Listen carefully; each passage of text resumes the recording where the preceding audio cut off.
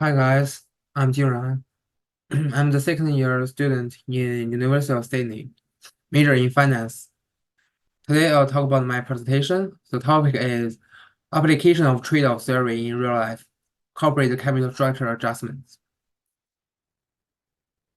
So yeah, the first slide is the abstract. Well, as we all know, the trade-off theory is one of the important theories for firms to adjust their capital structure. But there is still some, controversial about whether it can be used in the real life. So this presentation will focus on the explaining it, particularly by analyzing the literature and after examining the literature, commercial banks in Bangladesh.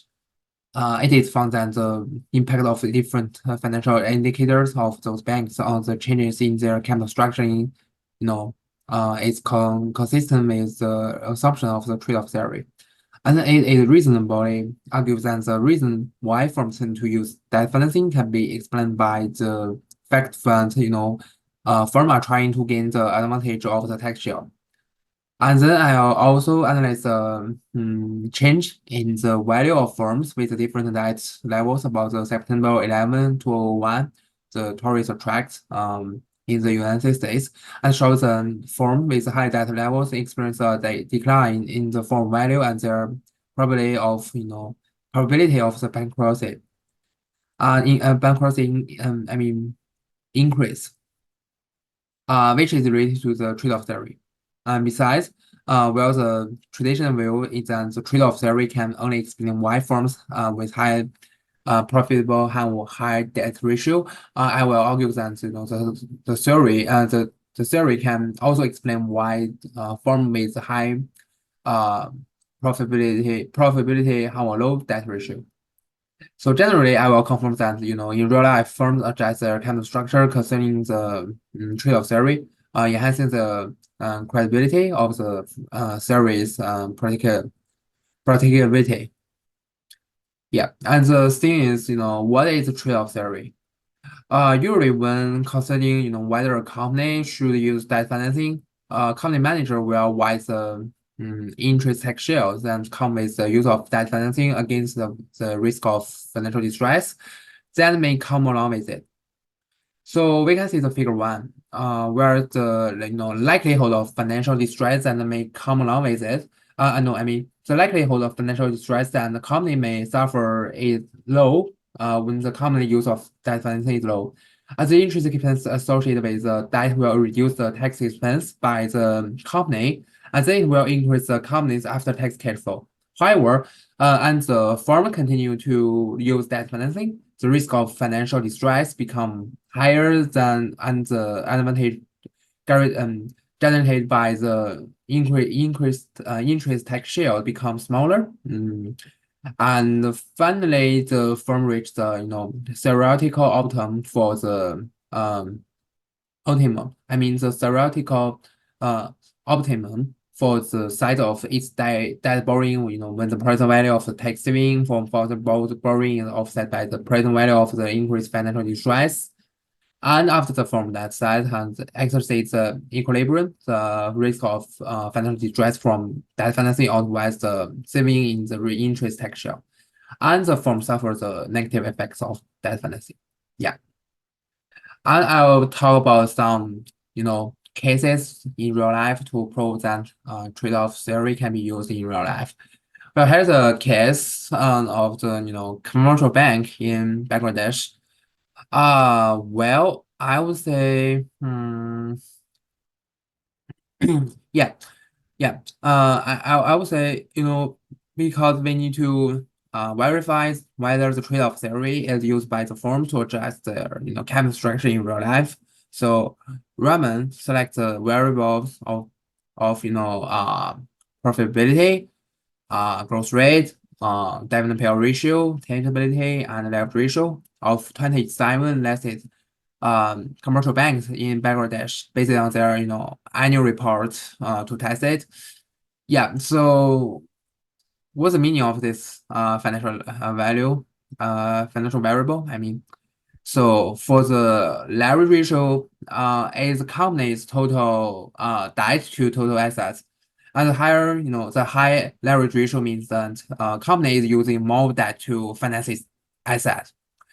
And the commercial bank's profitability can be calculated by dividing net income before interest and taxes by the value of their net asset. Yeah.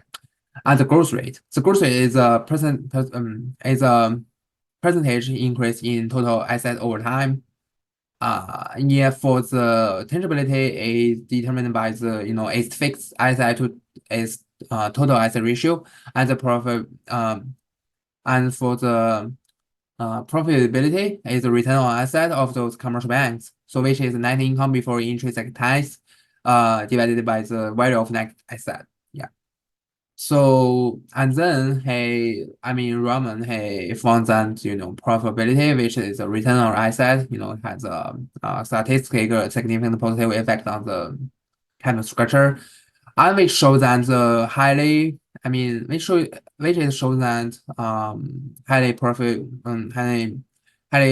profitable firms rely on external financing, which is related to the trade-off theory. Yeah. And in addition, the dividend payout ratio is also positive or correlate with leverage, which is because firm use tax benefit saves, through the debt financing to pay dividends. Yeah. And moreover, the positive relationship between the growth rate and the leverage ratio shows that banks with a high growth tend to favor external financing when they have a high tangibility ratio. I think this is because tangible increase collateral capacity of the bank. So giving it to the ability to borrow more funds from external sources. Thus, these variables in the study affect the capital structure of banks, which shows that the sample banks follow the trade-off theory of financing. And I would say because the changeable asset, can be used as a collateral for corporate, debts, in using bank to borrow more money from outside, and it also shows that the the profit of the firm are stable, and hence the firm can get money from creditor and get money from creditor and lower cost of debt. Yeah. So firms tend to use the debt financing, and that's the reason why firms with high tangible asset have high debt ratios. And firms with high debt ratios get more tax shield benefits, and it can increase the value of their firms. Yeah. Here's another case. Because according to the trade-off theory, the optimal level of the leverage for firm is what can I say? It's a marginal benefit from the increase. It's a marginal benefit from an increase in that is equal to the marginal cost of the risk of bankruptcy. Yeah, and an increase in the profitability of bankruptcy of firm leads to deviation from the optimal level of leverage in the firm's actual leverage. So Hall and Jane wanted to test the accuracy of the theory by selecting U.S. manufacturing firms in the aftermath of the notorious track of September 11 to 1, using the hypothesis test to with an H0 of a high debt firm, and the opposite to the low debt firm having a more pronounced response to the stock market regression after the tourist track is more pronounced. And if the hypothesis is accept, then the prediction. Oh, sorry, my bad. Sorry. Let me keep talking. So I would say it is like if H0 is accept, then this production holds and increase in the probability of the bankruptcy lead to decrease in the optimal level of the debt and decrease the value of firms with high level of debt. So they use three debt ratio, to test this relationship. The first one is like the total debt divided by total asset ratio. Next one is the short-term debt divided by the total asset ratio, and the last one is like long-term debt divided by total asset ratio. Anyway, cause he want to get that he want to know if actually, if highly in-depth firms suffer more in a risk or crisis, due to the increased probability of bankruptcy. So this relationship can be judged by looking at the solvency of the firm. Yeah. Therefore, the second hypothesis is that the stock market regression is more pronounced for companies with a higher, with interest earning multiples after the tourist attract than for companies with high, for companies with high interest earning multiples. Yeah. So accept H0 and the higher solvency leads to a lower negative stock market regression with a risk increase. The risk increase the probability of the bankruptcy. Yeah. So this assumes that because they need to make some assumption like they need to assume that the sample firms have some debt of currency and apply the multiple regression model to calculate the abnormal return before and after the tourist attract. And after the calculation, they conclude that, for further hypothesis, the negative value of the total debt to total asset ratio in the index existence of market regression with the level of total debt have a negative relationship. Yeah. And insignificant result of short-term debt to total asset shows that the market is not related to the short-term debt level. Yeah, but there is a significant long-term debt level, and the market regression relationship shows that there are a relationship between these two variables. Yeah. Therefore, the study concludes that high debt level increase the risk of insolvency, and increase the risk of insolvency will form to reduce their optimum debt level. For the second hypothesis, they found that the higher the interest income multiple, the more positive the market regression, and therefore it holds. Thus, I would say highly in-depth firms and firms with lower insolvency experience a higher negative abnormal returns in the days, following the tourist track. Yeah. Which confirms that increased bankruptcy risk lead to greater decline in value for firms with high debt levels, which suggests that trade-off theory can reflect the reality. Yeah. The next one is as we all know, there isn't some profit theory. So for the trade-off theory, there are lots of limitation. And according to Myers, lower effective tax rate on capital gain offsets the value of the corporate interest tax shield. Especially then in some countries or regions, the tax rate of capital gains may be lower than that of the interest income. So it means that if a company uses debt financing and take advantages of the interest tax shield, but has a low tax rate on capital gains, the company may find that the tax deduction from the interest tax shield is offset by the higher interest expense they paid. So at which point then the company may prefer to use equity financing with a lower tax rate. Yeah. And thus, in a study by Myers, the tax effect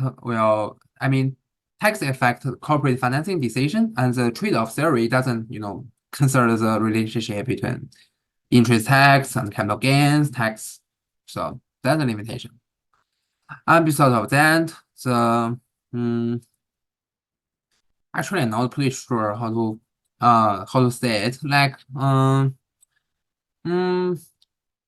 yeah, the Cyrus Quirrell also found that, the size of the form affect the validity of the trade-off theory assumption, to determine whether the depth of small and medium and enterprise, SME, and the larger corporation are just to trade-off theory to, target that ratio. Because, they use a method, which is a generalized moment method system in test matter. Yeah, and the results show the SMEs in the service sector tend to use debt financing because of the insufficient internal funds. Yeah, because it's independent of the targeted debt ratio. Yeah. Um, and I would say besides of that, the trade-off theory doesn't explain why many companies have high profitability but low debt ratios. Like many believe that companies in many industries that are highly profitable tend to borrow less, and according to trade-off theory, highly you guys can see that highly profitable companies can afford to take on higher levels of debt because they have enough capacity to make interest repayment and debt repayments without risking financial distress. Yeah, and so they may choose to take on higher debt ratios. So using the debt financing, using debt financing can use tax benefits, to increase the firm value. Yeah, and but I would say, however, Albert disagrees this point. Like, hey, make a following assumption. This kind of assumption. With the first one is like I mean the debt must be repaid immediately upon the insurance. The second one is information is symmetry. There isn't some in information gap. So which means that the lenders and the equity holders of the firm have access to the same information. So the event of the default, they need to be paid. They need to be paid on premium over the risk-free rate to cover their expected losses. And the second one is the third one is he assumes that earning before interest and tax EBIT is a continuous process. And so when the company's EBIT reaches a sufficiently higher level, the value of the company increase and the EBIT increase. So in this case, that as a proportion of the firm's value decreased and the firm value increased. So he argues that whereas the increased profitability increase and the ongoing value of firm, it increased the value of it increased the value that exercise exciting shareholder loss in the event of default. Yeah. Thus increasing the cost of default that they faced. And to reduce the cost, firm will adjust their capital structure. So you guys can think after finding the results that optimal leverage and EBIT are negatively correlated. So he concludes that the trade-off theory can explain why highly profitable firm have a low debt ratio. Yeah. And the last one is the conclusion part. Like, this presentation this discuss like the impact of the trade-off theory on real life capital structure changes and describe the advantages and advantages and maybe that come with the use of trade-off theory by firms. Yeah, and followed by the selection of cases such as of commercial banks in Bangladesh and the manufacturing firms in the USA to show that the usefulness of the trade-off theory in real life. Yeah. Then the presentation, just want to point that the limitation of the trade-off theory, and also some of the concepts in the trade-off theory has been shown to work.